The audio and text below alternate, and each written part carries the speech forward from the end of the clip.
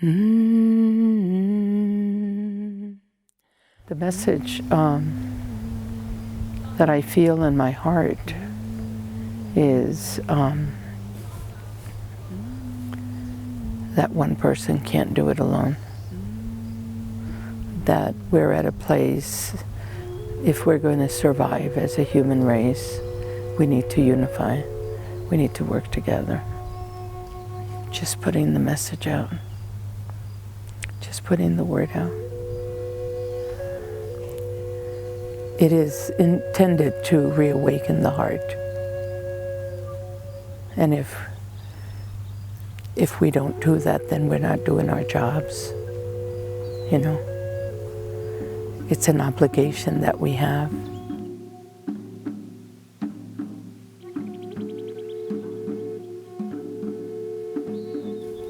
I think of this gathering as bringing everybody together. You know, regardless of who we are, because we are children of the light.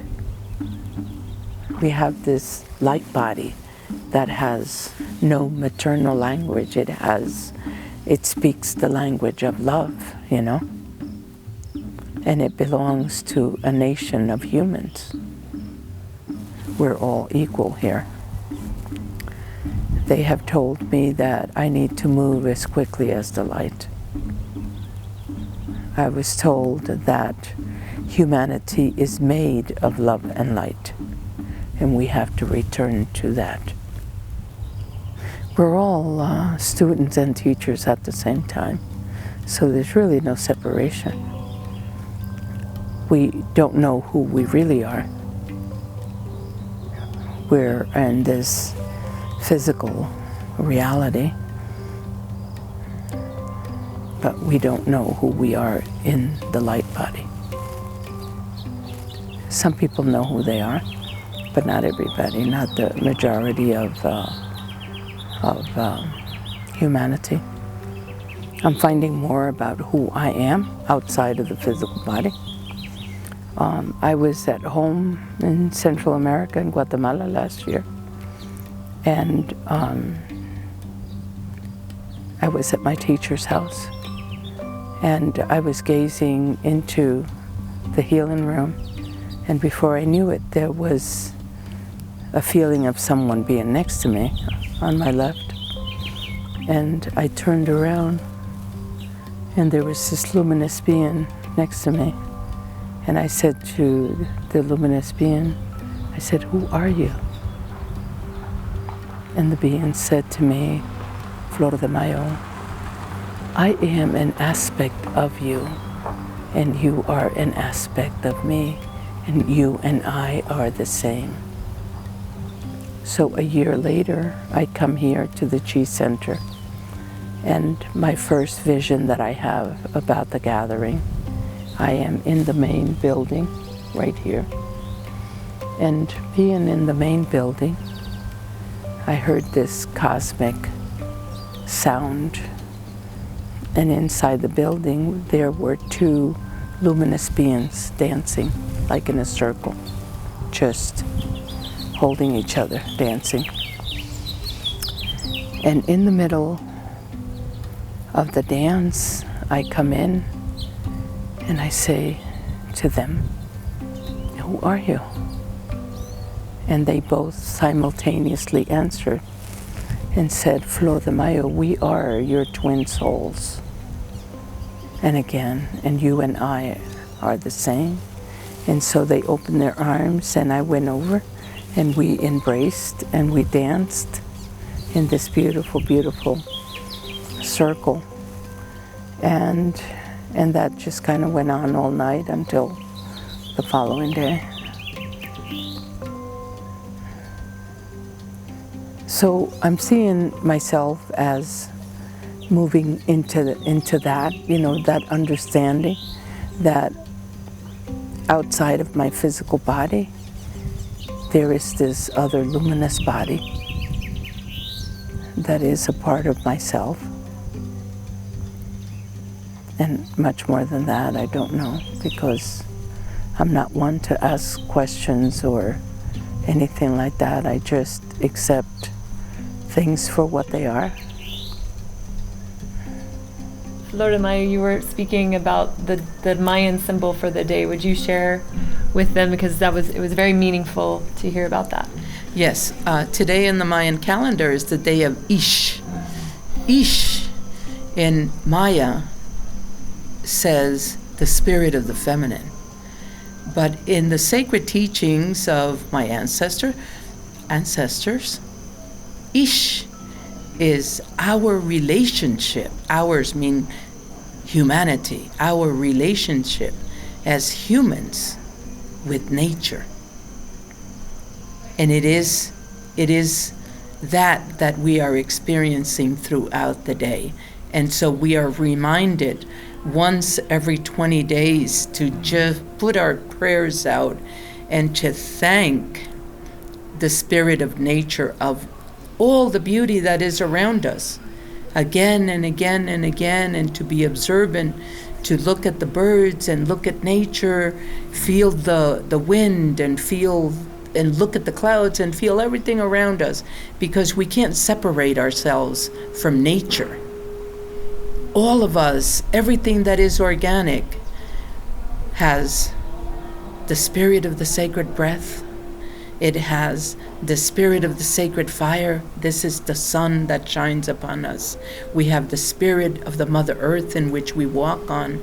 And we have the spirit of the sacred waters, which is our first element of life. And I thank you so, so, so much on this beautiful, beautiful day of Ish. Thank you. So I would love, we just had our opening ceremony and for the day today, and celebrating the spirit of the feminine. We didn't get to hear your voice to discuss how you see the rising of the feminine spirit in our world, and the importance of that, and how we can each cultivate that in ourselves, in our lives, in our relationships, and with the earth. Yeah, I'm starting the day recognizing the feminine within me. It's a beautiful reminder, and also recognizing, reinforcing this importance, the deeper need, deep longing for healing of our relationship, human relationship with the Mother Earth. And also deep longing of healing of relationship with each other, between male, female, but deeply is also a healing within us, the masculine, the feminine principle inside of us. Both energy is present inside of us. It's really up to us, how to activate both sides, how to live within harmony with the presence of both inside of us.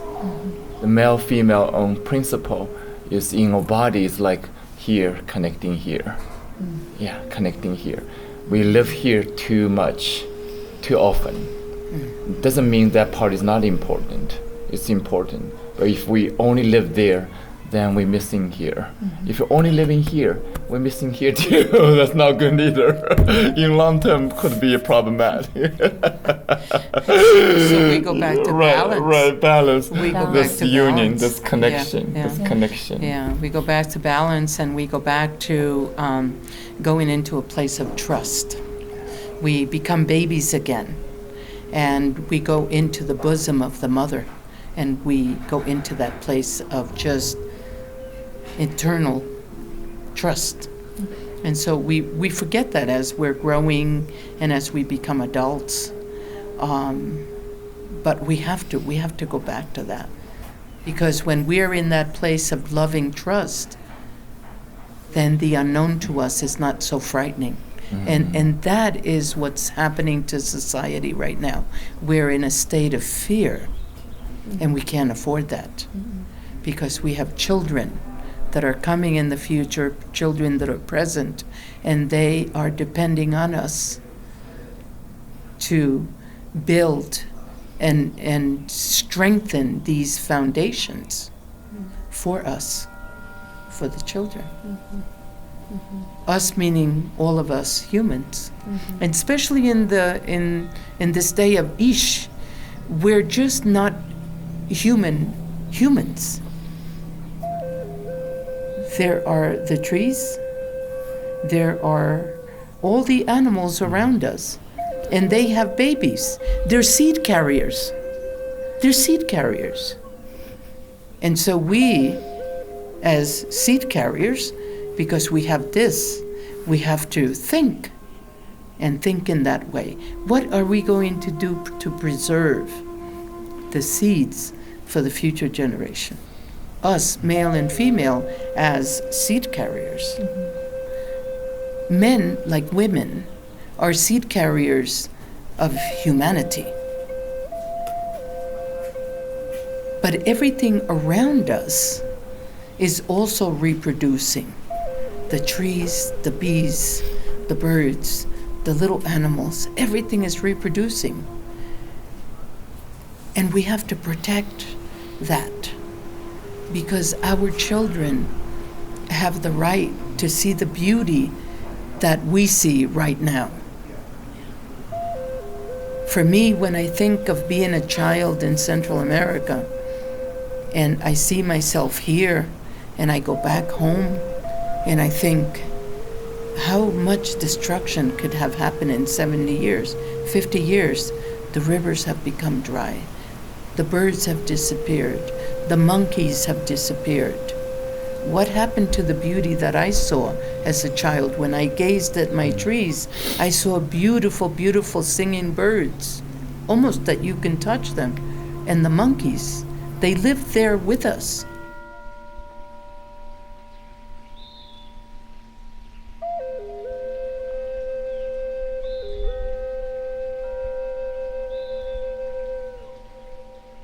We've been saving seeds for the future generations. And with the seed temple, I also have other tangible temples that represent the 4 sacred elements of life. So I have water that's spouting out of a rock, and I say, this is my water temple. This is my water source. I live here with a well. And I go back and talk about how precious water is, how we can't live without it, how our body is a high percentage water. Water is our first sacred element of life. But sometimes I'll ask people and say, do you know what the 4 sacred elements of life are? And out of a large group, there might be one. So we're really so behind,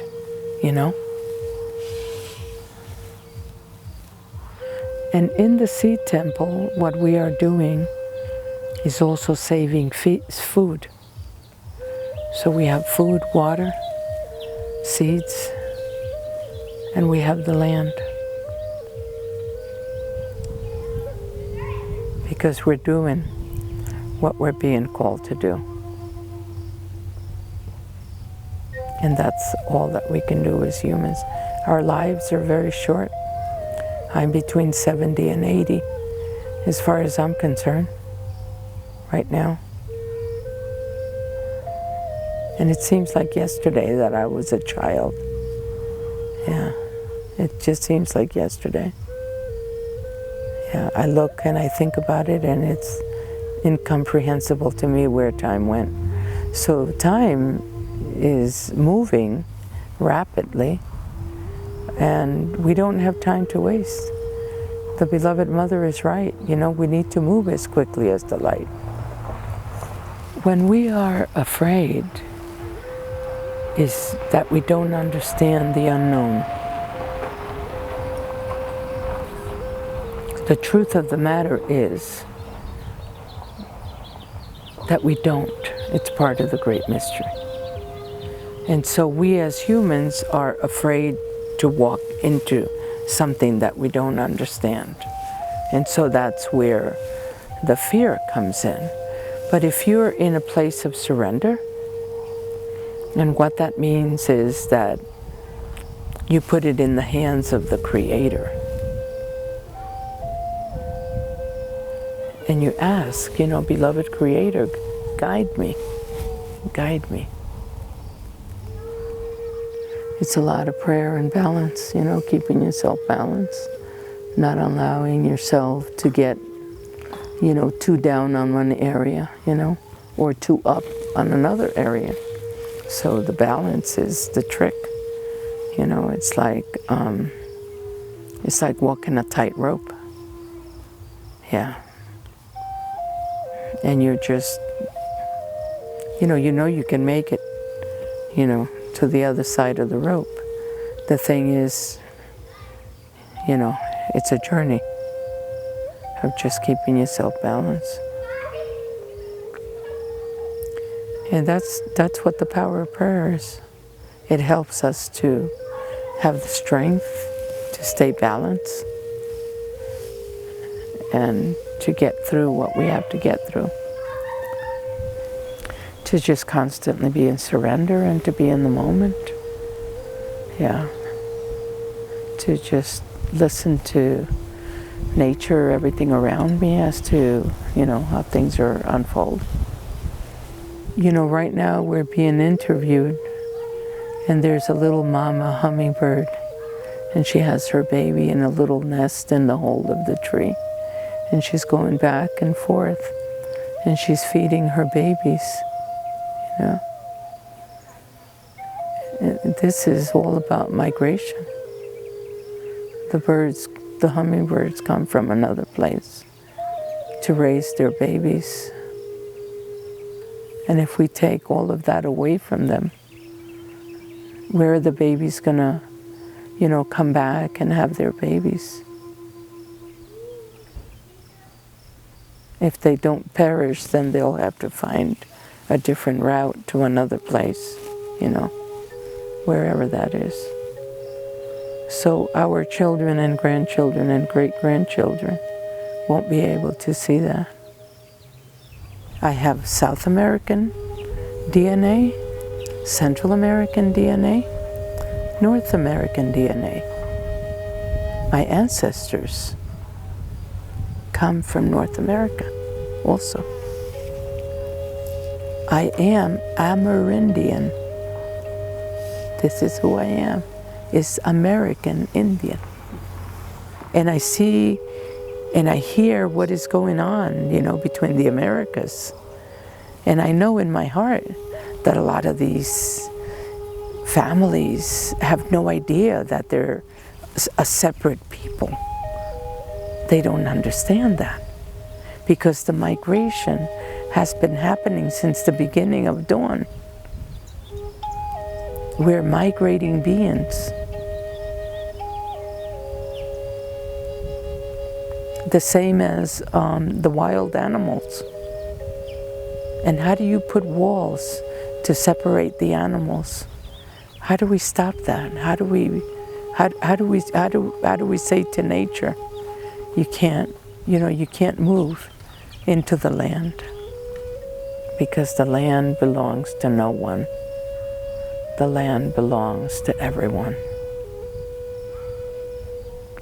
And we have the right as humans to live on the earth and be able to sustain ourselves and raise our children. Humanity is in the midst of these crossroads, and it's causing a lot of separation all over the globe, all over. So when I'm awakened at night, I go through this memory of all the things that I saw. And so I invoke the prayers